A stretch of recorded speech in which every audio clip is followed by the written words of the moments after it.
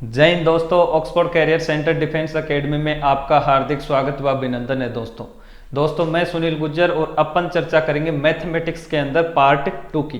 देखो part first के अंदर अपन ने देखा था वर्ग स्क्वायर मतलब कैसे ज्ञात करते हैं, वर्ग कैसे ज्ञात करते हैं, स्क्वायर कैसे ज्ञात करते हैं। आज अपन स्क्वायर की जो है प्रॉपर्टीज पढ़ेंगे, स्क्वायर की क्या क्या प्रॉपर्टीज हैं, अपन स्क्वायर को डायरेक्टली किस मेथड के द्वारा निकाल सकते हैं, तो उन चीज़ों के बारे में आज अपन डिस्कस करेंगे। आप वीडियो के अंदर लास्ट तक देखते रहिएगा, पूरी की पूरी प्रॉपर्टीज जो है वो एक ही वीडियो के अंदर आपको समझा दी जाएगी। ठीक है, तो देखो शुरुआत करते हैं अपन।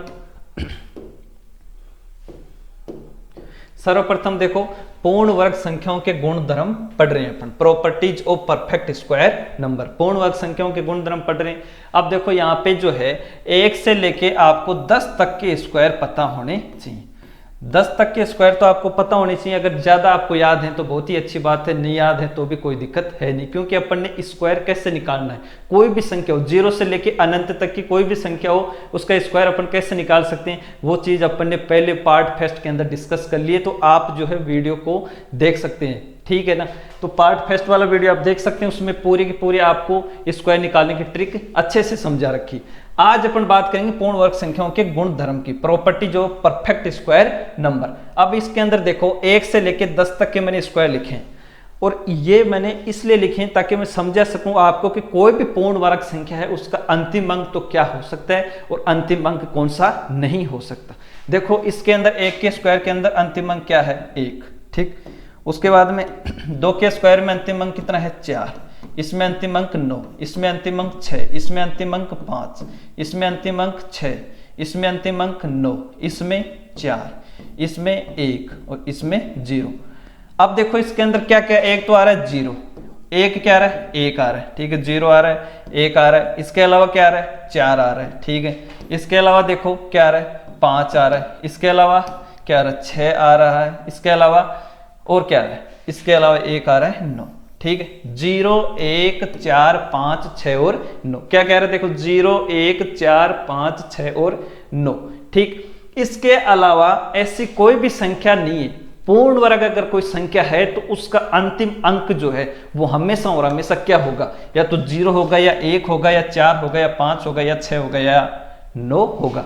इसके अलावा जो भी संख्या बच गई, कौन कौन सी बच गई, देखो 2 बच गई, 3 बच गई, 7 बच गई और 8 बच गई, ठीक। ये जिन भी संख्याओं के अंदर 2 3 और 7 और 8 जो हैं, तो वो संख्या कभी भी पूर्ण वर्ग संख्या नहीं होगी, कभी भी। अगर कोई भी संख्या है उसके अंतिम अंक 2 3 7 और 8 है तो वह पूर्ण वर्ग संख्या कतई नहीं हो सकती। ये चीज आपको ध्यान में रखनी है, ठीक है। तो ये अपना पहला गुणधर्म अपना यही था।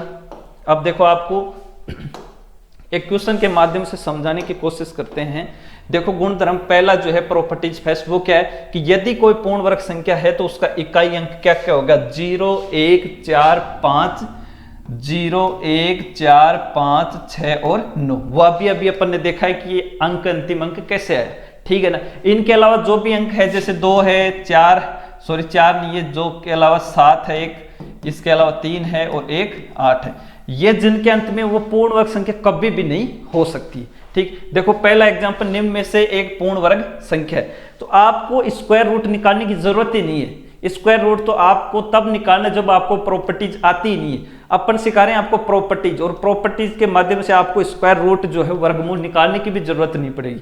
आप जो है अंतिम अंक से जो है बीजांक से, इसके अलावा जो मैं प्रॉपर्टीज आपको बता रहा हूं उसको आप अगर ध्यान से सुनेंगे तो आपको वर्गमूल निकालने की जरूरत ही नहीं पड़ेगी। आप ऑप्शन को कट करके जो है डायरेक्ट उत्तर तक पहुंच सकते हैं। देखो इसमें अंतिम अंक क्या है, 8 है, इसमें क्या है, 2 है और इसमें 7 है। और मैंने अभी बताया है कि कोई भी पूर्ण वर्ग संख्या है तो उसका अंतिम 2 7 3 और 8 कभी भी नहीं हो सकता। मतलब ये तीनों संख्याएं जो हैं वो कभी भी पूर्ण वर्ग संख्याएं नहीं हो सकती। तो बच गया क्या, एक ही ऑप्शन अपने पास बचा है, कौन सा ऑप्शन, डी ऑप्शन। और डी ऑप्शन क्या हो जाएगा अपना उत्तर, ठीक है। इस प्रकार से जो है अपन प्रॉपर्टीज फर्स्ट जो है देख लिए हैं, तो उत्तर क्या हो जाएगा अपना 12,996 जो है एक पूर्ण वर्ग संख्या है, ठीक है।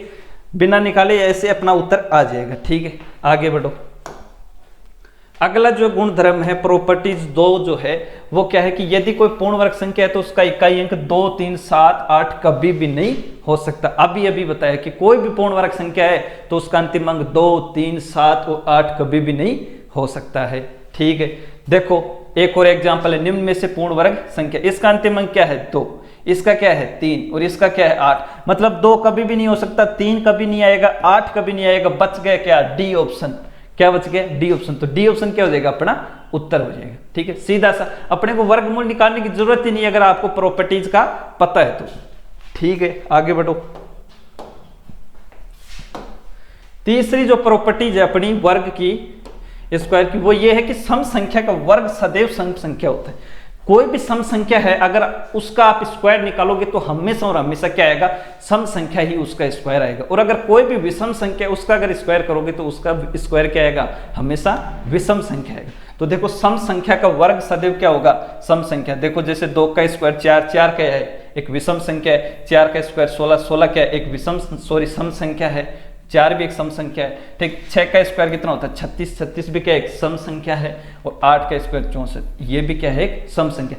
अर्थात कोई भी सम संख्या हो अगर आप उसका स्क्वायर निकालोगे तो हमेशा और हमेशा क्या आएगी, सम संख्या ही आपको प्राप्त होगी। ठीक है, तो ये अपने पास प्रॉपर्टीज थी 3 नंबर वाली प्रॉपर्टीज। ठीक है, आगे देखो नेक्स्ट अपने पास चौथे नंबर की प्रॉपर्टीज है जो मैंने बता दी कि विषम संख्या का वर्ग जो है वो हमेशा क्या होता है, बताओ। विषम संख्या का वर्ग भी सदैव क्या होता है, विषम संख्या ही होता है। विषम संख्या का वर्ग भी क्या होगा, हमेशा विषम संख्या ही होगा। देखो जैसे कोई भी विषम संख्या 3 का स्क्वायर 9, 5 का स्क्वायर 25, 49, 81 और 121, ये सब क्या है विषम संख्या ही तो है। और विषम संख्या का वर्ग भी हमेशा क्या होता है, विषम संख्या ही होता है, और सम का हमेशा सम होगा। ठीक है, आगे बढ़ो। अगली प्रॉपर्टी जो है वो है अपने पास 5 नंबर प्रॉपर्टी, और वो क्या है कि पूर्ण वर्ग संख्या के अंत में शून्यों की संख्या हमेशा सम संख्या में होती। पूर्ण वर्ग संख्या कोई भी अगर पूर्ण वर्ग संख्या है तो उसमें शून्य जो होंगे, अंतिम संख्या के अंत में जो शून्य होते हैं वो हमेशा और हमेशा किस में होंगे, सम संख्या के अंदर शून्य होंगे। अगर विषम संख्या में आ रहे तो मतलब वो पूर्ण वर्ग संख्या कभी भी नहीं हो सकती। देखो एग्जाम्पल आपके पास कि निम्न में से पूर्ण वर्ग संख्या कौन सी। अब देखो आपको लग रहा होगा देखते हैं कि भाई हाँ ये पूर्ण वर्ग संख्या नहीं, ये पूर्ण वर्ग संख्या नहीं, क्योंकि शून्यों की जो संख्या है वो क्या है, विषम में कितने हैं 3 है, इसमें कितने हैं 3, और इसमें कितने हैं, इसमें भी 3, लेकिन इसमें कितने हैं, इसमें 4 हैं, इसलिए पूर्ण वर्ग संख्या कौन सी हो जाएगा, अपना उत्तर डी ऑप्शन हो जाएगा। ठीक है, तो इसका स्क्वायर रूट कितना आएगा बताओ, इसका आएगा 900। ठीक है, कितना आएगा 900, क्योंकि इसका स्क्वायर करेंगे तो कितना आएगा 81, और 2 0 तो अपन क्या कितने लगा देंगे 4, और 4 क्या है, 4 एक सम संख्या है, और शून्यों की संख्या हमेशा किस में आएगी, सम संख्या में आएगी। तो आगे से ध्यान रखिए अगर कोई भी पूर्ण वर्ग संख्या है तो उसमें शून्य की संख्या हमेशा और हमेशा क्या आएगी, सम संख्या आएगी, विषम कभी भी नहीं आएगी। आगे बढ़ो। आगे अगली प्रॉपर्टीज है 6 नंबर प्रॉपर्टीज, वो ये है कि पूर्ण वर्ग संख्या में यदि अंतिम अंक 5 है तो 5 से पहले हमेशा और हमेशा 2 आएगा। ये चीज भी इंपॉर्टेंट है, इस पे जो है स्टार लगा लेना, आपको याद रखना ही रखना।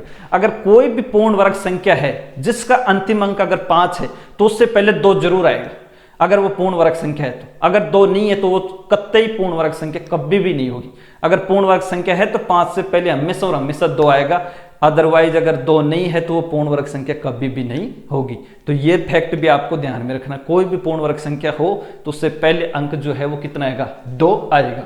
ठीक है, देखो निम्न में से पूर्ण वर्ग संख्या आपको बताना है। देखो 5 के पहले कितना है 3, तो ये कभी भी नहीं हो सकती। 5 के पहले कितना है 9, ये भी कभी नहीं हो सकती। 5 के पहले कितना है 8, कभी भी नहीं हो सकती। मैंने क्या बताया, 5 से पहले 2 आना चाहिए। कितना आना चाहिए, 2 आना चाहिए, और 2 जो है सिर्फ और सिर्फ एक ही ऑप्शन में है, तो उत्तर क्या हो जाएगा, डी ऑप्शन। आपको स्क्वायर रूट निकालने की जरूरत ही नहीं पड़ेगी अगर आपको प्रॉपर्टीज आती है तो। ठीक, आपको पता है कि 5 से पहले अगर कोई भी इस पूर्ण वर्ग संख्या हो तो उसमें जो है 5 से पहले 2 आता है, और यहाँ पे 2 सिर्फ और सिर्फ एक ही ऑप्शन में दे रखा है, तो सीधी सी बात होगी उत्तर डी आएगा।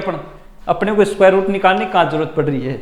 ठीक है, लेकिन इसका विपरीत कभी भी संभव नहीं। आप बोलोगे गुरुजी 325, आपने तो बताया था कि 5 के पहले 2 आता है, और जो 5 से पहले 2 आ जाए वो पूर्ण वर्ग संख्या नहीं। मैंने ये बोला कि कोई भी अगर पूर्ण वर्ग संख्या है और उसका अंतिम अगर 5 है अंतिम अंक, तो उससे पहले 2 आता है, उसका विपरीत संभव नहीं है। कोई भी संख्या उठा लिए तुम की बोल दिए, जैसे 1725 आ गया, तो 1725 5 से पहले 2 है, लेकिन 1725 पूर्ण वर्ग संख्या नहीं है, विपरीत संभव नहीं।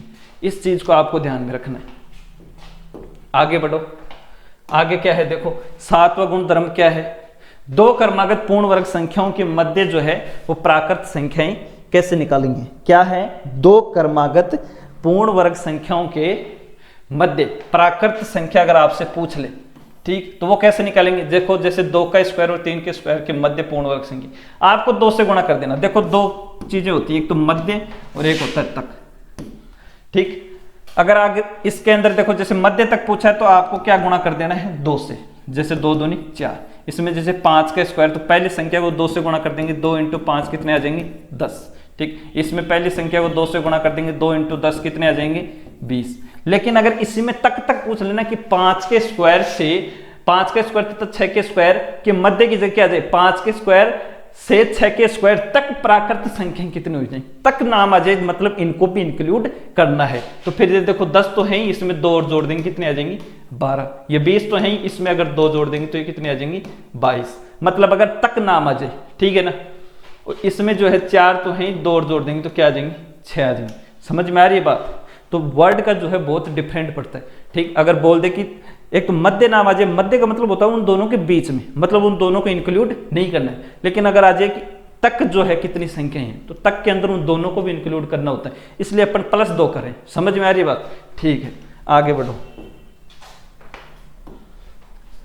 आगे देखो ये क्वेश्चन आपके पास है, क्वेश्चन आगे 1024 के स्क्वायर और 1025 के स्क्वायर तक कितनी प्राकृत संख्याएं होंगी। अब यहाँ पे बोल दिया तक, तो तक के लिए मैंने क्या बताया था, सूत्र क्या, आपको 2 से गुणा करना पहली संख्या को, ठीक। और अगर तक नाम आ जाए तो हमेशा कितने से कितना करना है, 2 जोड़ देना है। अब इसको 2 से गुणा करो तो कितना आ जाएगा 2048 + 2 कितना आ जाएगा 2050। तो यह क्या आ जाएगा आपका उत्तर। इसी क्वेश्चन में क्या पूछा है, मध्य, मध्य पूछा, मतलब सीधा 2 से गुणा करना है आपको, और क्या नहीं जोड़ना है, 2 नहीं जोड़ना है। तो इसको देखो ये आ जाएगा, ठीक है ना, कितना आ जाएगा 2048, सीधा सा फंडा है। आगे बढ़ो, आगे जो है ये क्वेश्चन है आपके लिए इंपॉर्टेंट है कि n² तथा n+1 के होल स्क्वायर के मध्य कितनी प्राकृत संख्याएं होंगी, जहां n एक प्राकृत संख्या। अब बताओ नाम क्या है, मध्य है या तक है। तक आए तो ही प्लस जोड़ना है, अगर मध्य है तो 2 से सिर्फ गुणा करना है। तो सिर्फ गुणा किसको करना है, पहली संख्या को। तो 2 × n कितना आ जाएगा 2n, और 2n जो है वो कौन से ऑप्शन में, ऑप्शन नंबर ए। तो उत्तर क्या हो जाएगा ए ऑप्शन, ठीक है। आगे बढ़ो, आगे अगला क्वेश्चन है। अब देखो इसमें तक आ गया, तो तक आ गया तो क्या करेंगे, 2 से गुणा करेंगे पहली संख्या को और 2 और जोड़ देंगे तो क्या आ जाएगा 2n+2, क्या आ जाएगा 2n+2। 2n+2 कौन सा ऑप्शन है, ऑप्शन नंबर डी। तो उत्तर क्या आ जाएगा डी ऑप्शन, ठीक है। आगे बढ़ो, अगला गुणधर्म है अपने पास 8वां, विषम संख्या के वर्ग को क्रमानुगत धनात्मक पूर्णांकों के योगफल के रूप में व्यक्त किया जा सकता है। विषम संख्या का जो वर्ग होता है ना, उसको आपको क्रमागत जो है वो धनात्मक संख्याओं के योगफल के रूप में व्यक्त कर सकते हो। कैसे कर सकते हैं, देखो जैसे कि 3 का स्क्वायर 9 है, तो 9 को तुम 4 + 5 लिख सकते हो कि नहीं, 5 और 4 9, मतलब क्रमागत धनात्मक संख्याओं के योगफल के रूप में व्यक्त कर सकते हैं। जैसे आपके पास 49 आ गया, तो 49 को 24 + 25 लिख दिया, तो ये क्रमागत संख्याएं तो हैं 24 और 25, इनका योग कितना होता है 49 होता है।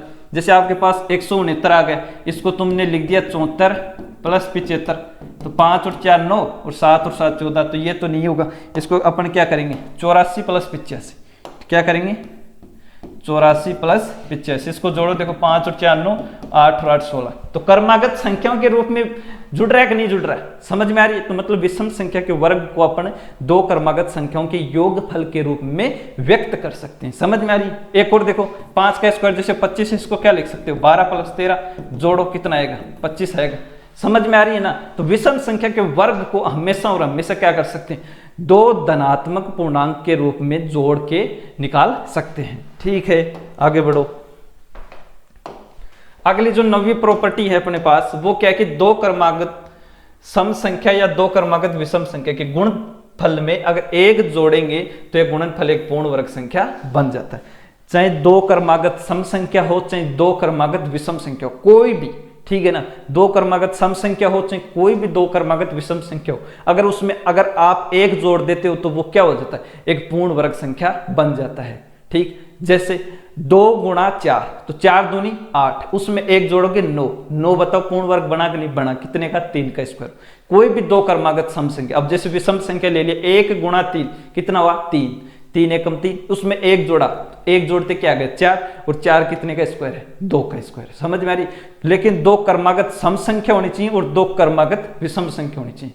ऐसा नहीं एक तो ले लिया 2 और एक ले लिया 6, तो 6 दूनी 12, उसमें 1 जोड़ोगे तो आपको वर्ग आएगा नहीं, कर्मागत तो होना चाहिए। समझ में आ रही ना बात। तो इसमें देखो 2 गुणा 4 तो कितना आ रहा है, देखो कितना 8, 8 में 1 जोड़ोगे 9, और 9 कितने का स्क्वायर होता है 3 का स्क्वायर। कोई भी संख्या देखो, जैसे 4 गुणा 6 ले लिया तो 6 चौका 24, इसमें 1 जोड़ोगे 25, और 25 तो हमें पता कितने का स्क्वायर होता है 5 का स्क्वायर होता है। ठीक है ना। उसके बाद में देखो कोई भी संख्या, अब ये तो सम की बात हो गई, अब विषम की जैसे 1 गुणा 3 कितना आता है 3, इसमें 1 जोड़ेंगे 4, और 4 कितने का स्क्वायर होता है 2 का।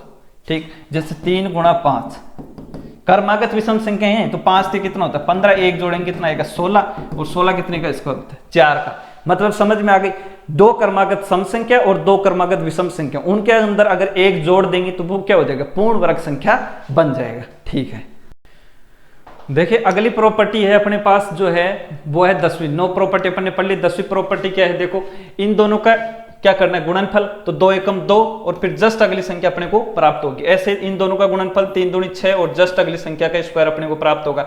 ऐसे 3 चौक 12, और जस्ट अगली संख्या का स्क्वायर अपने को क्या होगा प्राप्त होगा 13। ऐसे 6 पंजे 30, और जस्ट अगली संख्या क्या आ गई 31 का स्क्वायर अपने को प्राप्त होगा। कोई भी संख्या हो, देखो जैसे यहाँ पे मैं लिख रहा हूँ आपके पास, जैसे 3 तो लिख लिया अपन ने, 4 भी लिख लिया, 6 भी लिख दिया।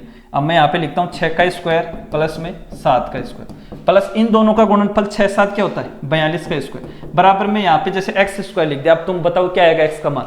सीधी सी बात, इन दोनों का गुणनफल अगर यहाँ पे आ रहा है तो जस्ट अगली संख्या, तो x का मान कितना आ जाएगा 43। बस सीधी सी बात है। एक और देखो, जैसे मैं यहाँ पे लिख देता हूँ 7 का स्क्वायर, ठीक कितना, जैसे यहाँ पे लिख दिया 7 का स्क्वायर, यहाँ पर लिख दिया 8 का स्क्वायर, इन दोनों का गुणनफल कितना हो जाएगा बताओ 7 8 56 का स्क्वायर। तो बराबर में क्या प्राप्त होगा बताओ, तो बराबर में जस्ट अगली संख्या 57 के बाद में क्या आता है 57, तो 57 का स्क्वायर अपन क्या हो जाएगा प्राप्त हो जाएगा। ठीक है, समझ में आ गया होगा। आगे बढ़ो, देखो इससे रिलेटेड एक क्वेश्चन है वो आपके लिए लेके आए हैं। ये देखो क्या क्वेश्चन है। क्वेश्चन क्या है, 10 का स्क्वायर प्लस 11 का स्क्वायर प्लस 110 का स्क्वायर बराबर में x स्क्वायर का मान आपको बताना है। अब देखो इन दोनों का स्क्वायर करोगे, इन तीनों का, उसके बाद में आप जो है इसका वर्गमूल निकालोगे। बताओ टाइम लगेगा कि नहीं लगेगा। अगर आपको प्रॉपर्टीज आती है तो आप जो है इसको मात्र सेकंडों के अंदर ही इसका उत्तर निकाल सकते हो। कैसे, सीधा सा फंडा मैंने अभी बताया, इन दोनों का गुणनफल अगर ये आ रहा है तो जस्ट इससे अगली संख्या क्या आ जाएगा उत्तर। इन दोनों का गुणनफल 11 और 10 को गुणा करोगे 110, 110 से जस्ट अगली संख्या क्या आती है 111, उत्तर आ गया 111। बस मात्र 5 सेकंड के अंदर आपको उत्तर आ जाएगा। ठीक है, अगला देखो, अगला क्वेश्चन सेम उसी पैटर्न पे है।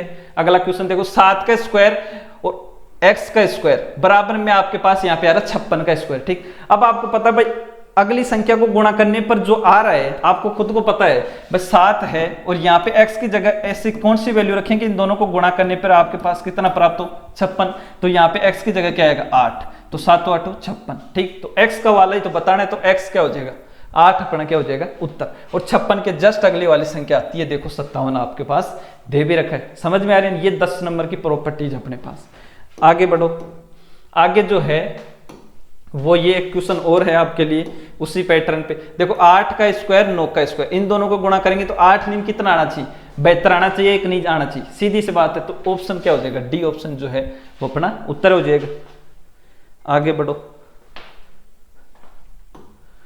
अगला जो 11 नंबर की प्रॉपर्टी है वो क्या है कि प्रथम n विषम संख्याओं का योगफल सदैव एक पूर्ण वर्ग संख्या को व्यक्त करता है। प्रथम n मतलब एक से चालू होना चाहिए। प्रथम n विषम संख्याओं का योगफल एक पूर्ण वर्ग संख्या को व्यक्त करता है, हमेशा व्यक्त करेगा, ऐसे नहीं कि आज हमेशा व्यक्त करेगा। ठीक है ना, प्रथम n का। ठीक, जैसे प्रथम 1 + 3 ले लिया मैं, 3 और 1 क्या होता है 4, और 4 का स्क्वायर कितना होता है 2। ठीक, जैसे मैं यहाँ पे ले लिया 1 3 और 5, अब 5 और 3 8 और 1 9, 9 कितने का स्क्वायर होता है 3 का। कोई भी प्रथम n। ठीक, जैसे मैंने यहाँ पे ले लिया 1 3 5, और 5 के बाद में कितने आती है 7 आता है कि नहीं आता, अरे आता कि नहीं आता। तो यहाँ पे देखो 7 और 3 10, 10 और 5 15 और 1 16, और 16 आपको पता कितने का स्क्वायर होता है 4 का स्क्वायर। इस प्रकार से प्रथम n विषम संख्याओं का योग क्या होता है हमेशा और हमेशा एक पूर्ण वर्ग संख्या होता है। ठीक है, आगे बढ़ो, आगे जो है कि प्रथम n विषम प्राकृत संख्याओं का योगफल का सूत्र क्या है, n स्क्वायर। ये भी इंपॉर्टेंट आपको ध्यान में रखना है। सीधा क्वेश्चन पूछ लिया जाता है कि बताओ 15 विषम संख्याओं का योगफल कितना होगा, 12 विषम संख्याओं का योगफल कितना होगा, सीधा। तो उसका सूत्र क्या है, n का स्क्वायर। 12 का पूछ ले 12 का स्क्वायर 144, 15 का पूछ ले 225, सीधा का सीधा n स्क्वायर कर देंगे। ठीक, यहाँ पे देखो क्वेश्चन भी दे रखा है प्रथम 12 विषम संख्याओं के योगफल का कितना होगा, तो आपके पास सूत्र क्या है, n स्क्वायर। तो n का मान कितना है 12, 12 का स्क्वायर कितना हो जाएगा 144। आपके पास ऑप्शन नंबर डी 144 क्या आ जाएगा, उत्तर आ जाएगा। ठीक है, आगे बढ़ो। अगला जो है वो आपके पास है गुणधर्म 12, प्रॉपर्टीज 12। ये क्या, यदि कोई पूर्ण वर्ग संख्या है तो उसका बीजांक 1, 4, 7, 9 होगा, हमेशा होगा। ठीक, यदि कोई भी पूर्ण वर्ग संख्या है तो उसका बीजांक 1, 4, 7 और 9 होगा। कैसे होगा देखो, जैसे मैं यहाँ पे आपके पास स्क्वायर लिखा हूं, 1 का स्क्वायर क्या होता है 1, 2 का 4, 3 का 9, 4 का 16, 5 का 25। ठीक, 5 इधर लिख देते हैं, 6, 7, 8, 9 और 10। 6 का स्क्वायर 36, 7 का 49, 8 का 64, 9 का 81, 10 का 100। कोई भी पूर्ण वर्ग संख्या हो हमेशा और हमेशा उसका बीजांक क्या होगा, 1, 4, 7, 9 होगा। इसके अलावा कोई बीजांक होगा ही नहीं। बीजांक होता है बीजों का योग। ठीक, संख्याओं का अंकों का योग क्या कहलाता है, बीजांक। संख्या आ गई, उसके अंकों का योग ही क्या कहलाता है, बीजांक। 1 के अंदर तो 1 आ ही रहा है, 2 के अंदर 4 आ रहा है, बताओ 1 भी आ रहा है, 4 भी आ रहा है, 9 भी आ रहा है, बिल्कुल आ रहा है। अब बताओ 6 और 1 को जोड़ोगे, 1 + 6 कितना आ जाएगा 7, तो बताओ 7 भी आ रहा है। इस प्रकार किसी को भी जोड़ के देख लो, 5 और 2 7, 6 और 3 9, बिल्कुल 9 है। 9 और 4 कितना होता है 13, गुरुजी 13 बताए नहीं, अरे अभी तो और जोड़ना है इसको, 1 और 3 कितना आ जाएगा 4, समझ रहे हो ना। 6 और 4, 6 और 4 कितना होता है 10, 10 तो बताए नहीं और जोड़ना है इसको, 1 + 0 कितना आता है 1, बको बता रखा है, बोलो समझ में आ रही ना। तो कोई भी पूर्ण वर्ग संख्या हो 0 से लेकर अनंत तक, उसका बीजांक हमेशा 1, 4, 7, 9 ही होगा, इसके अलावा नहीं होगा। बीजांक से सीधा क्वेश्चन आ जाएगा। देखो ये तो मैंने बता दिया आपको, जोड़ना है अंकों का योग। जैसे क्वेश्चन आ गया आपके पास, ठीक, निम्न में से कौन सी एक पूर्ण वर्ग संख्या है, मैंने क्या बताया, बीजांक 1, 4, 7 और 9 होता है। ठीक, अब आपको देखो बीजांक से भी आप इस क्वेश्चन को हल कर सकते हो। जैसे इसको जोड़ोगे 4 + 6 + 4 + 5, 6 और 4 10, 10 और 4 14, 14 और 5 19। ठीक, 1 + 9, 9 और 1 को जोड़ोगे, भाई सही तो है ना, 4 और 5, 6 और 4 10, 10 और 4 14, 14 और 5 और 4 19, 9 और 1 10, और यहाँ पे कितना आ जाएगा 1 + 0, तो कितना आ गया 1। ठीक, अब इसमें 1 आ गया, अभी इसका बताएंगे आपको तरीका। इसके बाद में देखो 5 + 1 + 8 + 6। ठीक, 5 और 1 6, 6 और 8, 6 और 6 12, 12 और 8 20, 20 का कितना हो जाएगा 2 + 0, तो कितना आ जाएगा 2। ठीक, उसके बाद में देखो ये क्या है 5, 2, 3 और 7। ठीक, ये 2 है, ये 3 और ये 7। अब देखो 7 और 3 10, 10 और 5 15, 15 और 2 17, और 17 में 1 + 7 जोड़ोगे 8। ठीक, इसमें 1 आ रहा है, इसमें 2 आ रहा है, इसमें 8 आ रहा है, लास्ट वाला बच गया 5 + 1 + 8 + 4। ठीक, 5 और 1 6, 6 और 4 10, 10 और 8 18। ठीक, 18 में 1 + 8 जोड़ो कितना आएगा 9। और बिल्कुल मैंने बताया था कि कोई भी अगर पूर्ण वर्ग संख्या तो उसका बीजांक हमेशा क्या होगा 1, 4, 7, 9 होगा। आप बोलोगे गुरुजी इसके अंदर 1 है और 1 आपने बताया भी है, बिल्कुल बताया, लेकिन मैंने ये भी तो बताया प्रॉपर्टीज में, अगर कोई पूर्ण वर्ग संख्या है और उसका अंतिम अगर 5 है, अंतिम अंक 5, तो 5 से पहले हमेशा कितना होगा 2। क्या इसमें 5 से पहले 2 है क्या, बिल्कुल नहीं है, तो ये पूर्ण वर्ग संख्या होगी नहीं। ये भी नहीं है, ये भी नहीं है, तो ऑप्शन नंबर क्या बच गया अपने पास, डी ऑप्शन अपने पास क्या हो गया उत्तर। आपको स्क्वायर रूट निकालने की जरूरत नहीं पड़ेगी यहाँ पे, ठीक है ना। आगे बढ़ो, अगला क्वेश्चन क्या है, निम्न में से कौन सी एक पूर्ण वर्ग संख्या। देखो पहला मैंने ये बताया कि शून्यों की संख्या हमेशा सम संख्या में होती है, तो ये गलत होगी। मैंने बताया था 5 से पहले हमेशा क्या आता है 2 आता है, ये भी गलत होगी। ठीक, उसके बाद में देखो इसको जोड़ोगे तुम 1, 5, 6, 7, 3 और 8। ठीक, 7 और 3 10, उसके बाद में 10 और 8 18, 1 19, 19 और 5 24, 24 और 6 30, और 30 में 3 + 0। मैंने बताया था कि किसी संख्या का बीजांक 3 होता है, नहीं बताया। 1 कितना 1, 4, 7 और 9 बताया, 3 तो मैंने बताया नहीं, तो ये भी कट बच गया, कौन सा, डी ऑप्शन। इस प्रकार से सीधा ही पूर्ण वर्ग संख्या कौन सी निकाल सकते हो आप बीजांक के माध्यम से, समझ रहे हो ना। आगे देखो, अगला आपके पास है प्रॉपर्टीज 13। क्या है? पूर्ण वर्ग संख्या में अंतिम दोनों अंक क्या होते हैं? विषम अंक नहीं होंगे। कोई भी पूर्ण वर्ग संख्या है ना, उसके अंतिम दोनों अंक विषम अंक नहीं होंगे, कभी भी नहीं होंगे। पूर्ण वर्ग संख्या के अंतिम दोनों अंक विषम अंक नहीं होंगे, ठीक है ना। देखो निम्न में से पूर्ण वर्ग संख्या है, पूर्ण वर्ग संख्या देखो अंतिम दोनों अंक विषम है कि नहीं है? बिल्कुल है। यहाँ पे विषम है कि नहीं है? बिल्कुल है। तो ये भी पूर्ण वर्ग संख्या नहीं है, ये भी नहीं है, ये भी नहीं है। और पूर्ण वर्ग संख्या क्या हो जाएगी? लास्ट वाली। क्यों? क्योंकि उसके अंदर अंतिम दोनों अंक क्या नहीं है? विषम नहीं है, ठीक है ना। 0 का एक सम संख्या है, ठीक है ना। कि दो क्रमागत पूर्ण वर्ग संख्याओं के मध्य प्राकृत संख्याओं की संख्या कितनी होगी? तो दो क्रमागत पूर्ण वर्ग संख्याओं के मध्य जो है प्राकृत संख्याओं की संख्या हमेशा और हमेशा क्या होगी? सम संख्या के अंदर होगी। कैसे होगी? देखो कोई भी प्राकृत संख्याएं क्रमागत होनी चाहिए, ठीक है ना। जैसे 1 का स्क्वायर और 2 का स्क्वायर, ठीक। 1 का स्क्वायर 1 होता है, 2 का स्क्वायर 4 होता है। बीच में संख्या क्या आती है? 2 और 3। तो 2 और 3 कितने हैं? 2 संख्या है ना, और 2 क्या है? एक सम। एक और देखो, जैसे आपके पास आ गया 2 का स्क्वायर और 3 का स्क्वायर, क्रमागत संख्याएं होनी चाहिए, ठीक है ना। 2 का स्क्वायर 4, 3 का स्क्वायर 9, बीच में क्या आएगा? 5, 6, 7 और 8। तो कितने हैं?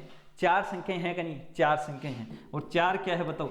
सम संख्या है कि नहीं? तो ये प्रॉपर्टीज क्या बनी कि दो क्रमागत पूर्ण वर्ग संख्या हैं तो उनके बीच में जो संख्याएं होंगी ना, वो हमेशा किस में होंगी? सम संख्या के अंदर होंगी, ठीक है। इस बात का आपको ध्यान रखना है। आगे बढ़ो।